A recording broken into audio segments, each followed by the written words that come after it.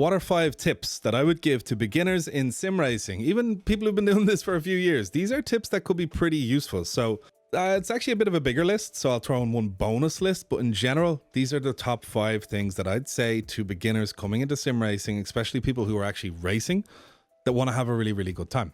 Shameless plug. If you enjoyed this video at any time, don't forget to go down, drop a like, and also let me know if you have any other tips that you would like to give a beginner down in the comment section below. And if you are a beginner, go in the comment section down below, have a little look at what people are saying here, because some of these tips, they only seem like bits of text in a comment or words on a screen like I'm saying.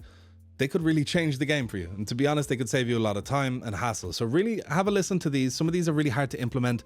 Just being aware of them is enough. Just knowing that these are things, because you won't always hit the nail on the head here. I don't, no one does. Just being aware of these, not doing too much of one thing, not doing enough of another. All these things add up to be one complete cohesive package. So let's get to it. The first one would be to practice smart. This is pretty important because, like, you gotta practice in an efficient way. You don't want to waste time. You don't want to go hot lapping. So practice, especially in iRacing, like you're in a race. Don't pick up off tracks like it's no one's business unless you're learning the track. But if you know the track by now, start driving in a way that's like a race. Go out in a full tank and go finish the car on the tank to empty. This doesn't take that long. It sounds very intimidating, like I'm telling you to do a 36-hour race. I'm not. I'm just saying, go out in a full tank, go empty the tank, see how the car's balance changes, see how the weight changes, see how the tires act over a while, even if you make some mistakes and you kind of burn up some of the tires. Practice with intent. Be intense and intentional. This is very important. So practice in a way that, you know, it's efficient. When you go into a race, make sure you've practiced before the race. You know, sometimes I haven't practiced before going into a race, and I have never killed anyone by doing this, but I've learned things halfway through the race where I'm thinking, damn, if I would have just done 10 minutes beforehand, I would have been in a much better position. So always practice with intent. Very important, that one.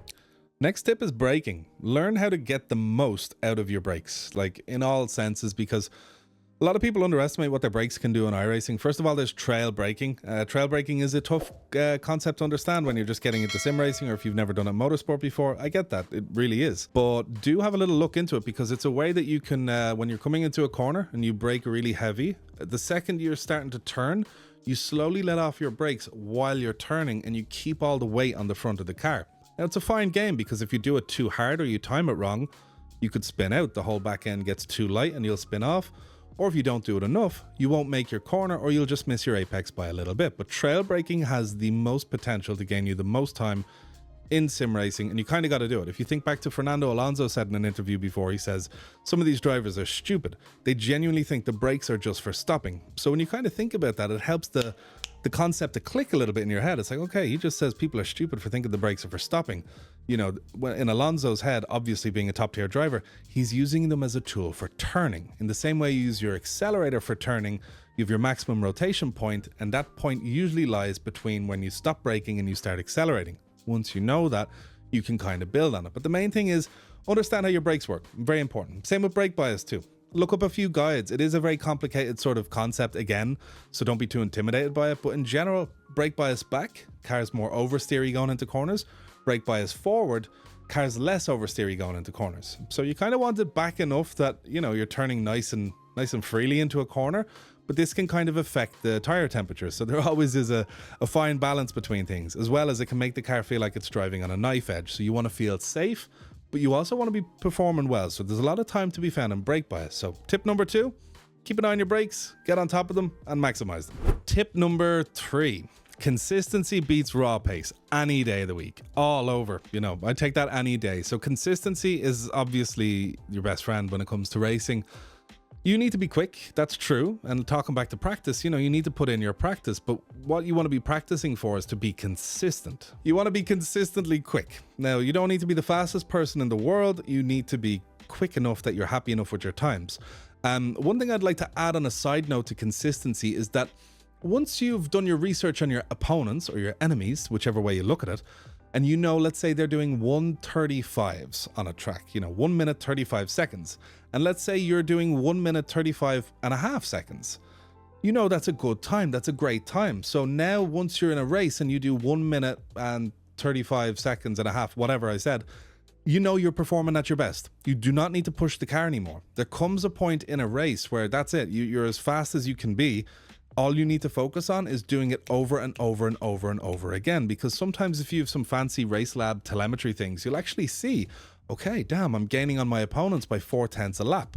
That instantly tells me, it's like, okay, change nothing. Keep doing what you're doing. You do not need to drive faster. What you're doing is working. That's what consistency is for.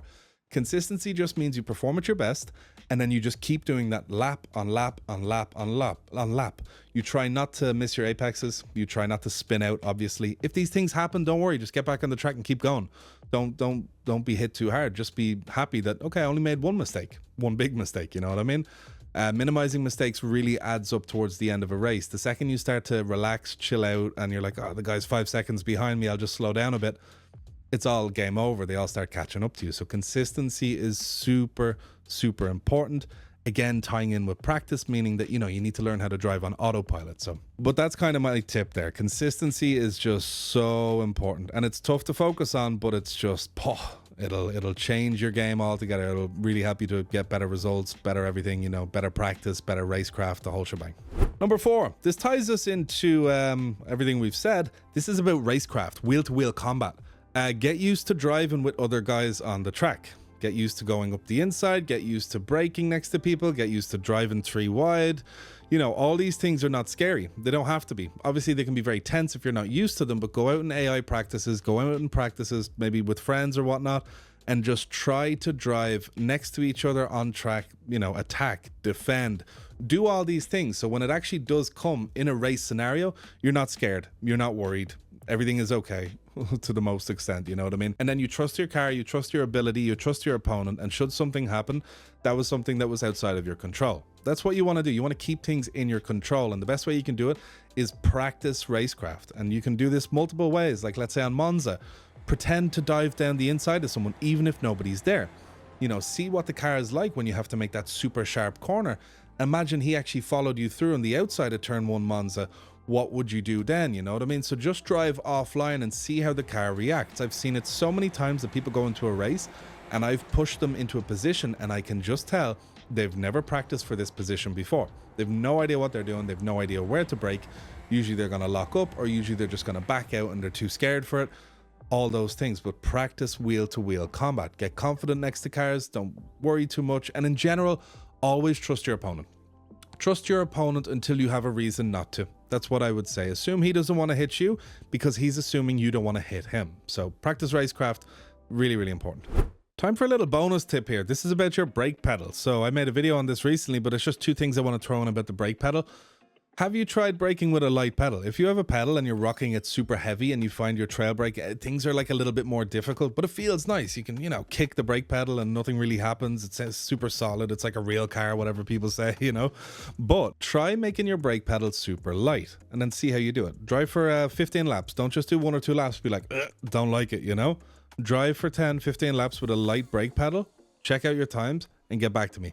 See how it is. Now, some people do prefer really stiff brake pedals, you know, and there's some excellent pedals out there that can provide that. Just give it a try. It minimizes the risk of injury and it makes it much easier to control certain things. Now, when I say light, not too light, but, you know, consider kind of going towards the lighter side with your brakes. That's something I've done recently, and to be honest, I'll never go back. It's perfect. And then once you've actually configured the mechanical side of your brakes, go into your Simracing software and then adjust the force slider to get that, you know, right force that you want. Just go in the software, figure it out. You'll know what I mean when you move the slider. Find something that's really sensitive, which makes your brakes really trigger happy, let's say, but also nothing that makes you lock up and kind of easy to get to 100. There's a fine line in there that you can really easily peak out, you know, and it can help make you a little bit quicker. Trade side is it can make your brakes a little bit more sensitive and make your car a bit more twitchy, but car being sensitive and twitchy usually is a byproduct of driving fast. So have a think about that. By the way, guys, what do you think of the new kind of setup? It's not really much different. It's just a way I can record a video that's not sitting in my rig. I can sit in the chair, I can have the light, I have the camera here, I have the microphone in my hand because I think I'm like giving the fucking weather or some shit. It's kind of cool. I like it. It's more like relaxo, you know? And last but not least, overlays. This is an interesting one because I get a lot of questions about it. You know, what overlays do you use? What's that telemetry thing? How do you see the iRating gain? All this stuff. When you're starting off in sim racing, I would really stay away from overlays because you've a lot of information to focus on. A lot. You've other cars, you've stuff in your mirror, you have maybe the time delta, which is already a lot of information on your screen, and then you have the relative showing you how far you are from your opponents, how far your opponents are from you. There's a lot going on, and even for beginners, I would say turn off your delta bar, whether it's AC Evo, or AC Sette Corsa Competizione, or it's iRacing. Turn off your delta bar because it can make a huge difference. You know, you'll actually see that you'll be driving very fast. You know when you're going fast through a corner, you know when you're being sketchy, but if you're actually giving some of your, mental space to looking at a delta bar, you could be throwing yourself off. It's a very common practice that even top echelon of drivers do. Let's say you're driving in qualifying, you make a mistake in a corner, next corner, you're trying to make that time back and make the bar bigger. Alex Albon actually admitted to doing this when he was driving for Red Bull in Brazil. I can't remember when he was doing that, but he actually said he'd lose time in a corner and he'd be staring at the delta bar and he was trying to make it get better and it was just getting worse, and he was trying to find time once he'd lost it. The delta bar can be very, very deceiving. I only ever use it on last lap comparison, because if I compare it to my all-time best, it's like I'm constantly trying to push and push and push when I should just be driving and hitting my marks and just doing my best. So be cautious about overlays, and obviously that's just the ones that come with the simulator. We have stuff like Race Labs, I overlay, all these different overlays that kind of are a bit distracting. Now, this is where I flip the coin and I say, they're also awesome. They're really, really cool. So as I was saying earlier on, when I know, okay, I'm catching this guy by 0.4 a lap, that's only possible with iOverlay or Race Labs. And people say, oh, but you can do it in your Delta. It's like, I'm not memorizing that stuff. That's boring. I'm not doing that. But if you notice in my race videos up in the top left corner, we see the standings thing. And then on the far right side of my standings box over here or whatever, there is a green or red number to the car before me and the car after me, and it shows me how much I've lost or gained to them.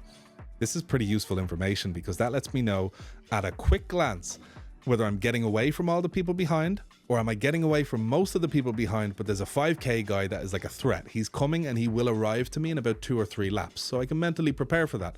Likewise, ahead of me, I can see if I'm gaining someone by, let's say, 0.5 a lap, so I can see I'm getting closer to them. Things are starting to heat up inside, but I know I don't need to do anything different because what I've been doing for the past few laps is working really well. There's also the last 5 lap average, there's the iRating gain, there's loads of cool things you can do with overlays.